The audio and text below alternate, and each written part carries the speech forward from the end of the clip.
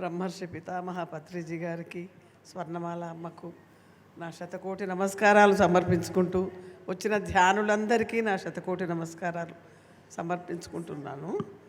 నాకు ఇక్కడ నిలబడి మాట్లాడే అంత అర్హత లేదండి, కానీ వారేదో నన్ను మాట్లాడమన్నారు. 2 మాటలు.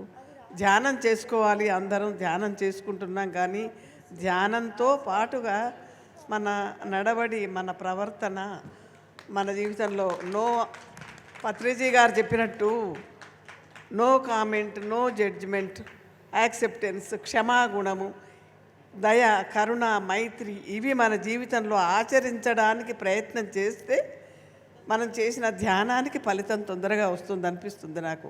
మనం ఆచరణ లేకుండా ఎన్ని గంటలు ధ్యానం చేసినా అంత ఫలితం ఉండదేమో. నేను ఇంతమంది పెద్దల ముందు నేను చెప్పదగిన దాన్ని కాదు, కానీ ధ్యానం వల్ల శరీరానికి ఆరోగ్యమే కాదు, ధ్యానం వల్ల మనకు వృద్ధాప్యం కూడా రాదండి. చాలా దూరంలో ఉంటుంది వృద్ధాప్యం కూడా. ఇప్పుడు నాకు 80 సంవత్సరాలు, నేను 40 సంవత్సరాల నుండి ధ్యానం చేస్తున్నానండి.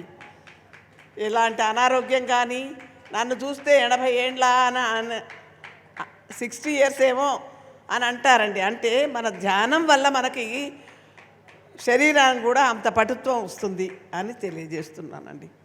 Thank you.